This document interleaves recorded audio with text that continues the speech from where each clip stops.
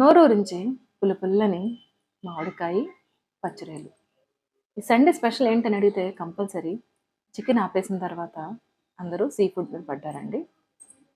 నోరూరించే ఈ టేస్టీ రెసిపీని ఎలా చేయాలో చూసేద్దాం రండి. హలో మగవలు, హాయ్ మహారాజాస్, ఎలా ఉన్నారు అందరూ? Welcome back to Magava blogs. ముందుగా సన్నగా తరుగు పెట్టుకున్న ఉల్లిపాయలు అలాగే పచ్చిమిర్చిని బాగా దోరగా వేయించుకున్న తర్వాత నీట్గా వాష్ చేసుకున్న పచ్చడిలను కూడా ఇందులో వేసుకుని 1 నిమిషం పాటు వేగించుకోవాలండి. పసుపు ఉప్పు వేసి కనుక పచ్చడిలను కనుక మనం నీట్గా వాష్ చేస్తే అవి స్మెల్ అనేది రావండి.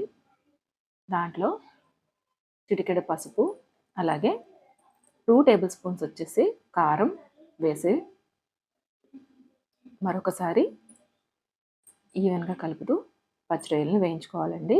తర్వాత రుచికి సరిపడా సాల్ట్ని కూడా వేసుకోవాలండి. సో మా అమ్మగారు అయితే ఎప్పుడు కూడా కళ్ళుప్పునే వాడతారండి. చూస్తున్నారు కదా, ఇలా అయిన తర్వాత ఒక టీ గ్లాసుడు వాటర్ని కూడా వేసి బాగా ఉడకనివ్వాలండి. పచ్చడిలు బాగా ఉడికేంత వరకు సిమ్లోనే పెట్టుకుని ఒక 5 నిమిషాలు ఉడికించుకుంటే సరిపోతుందండి. తర్వాత సన్నగా తరిగి పెట్టుకున్న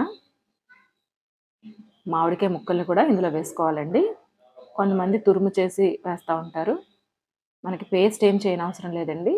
ముక్కలుగా ఇలా కట్ చేసుకుంటే ఉడికిపోతాయి. ఒక 5 నిమిషాలు ఉడికించుకోగానే మనకి కర్రీ అనేది గ్రేవీ దగ్గర పడిపోతుంది. చూసారు కదా, మామిడికాయ పచ్చడిలు పులుసు అనేది రెడీ అయిపోయిందండి. కొత్తిమీరతో గార్నిష్ చేసుకుంటే మన కర్రీ రెడీ.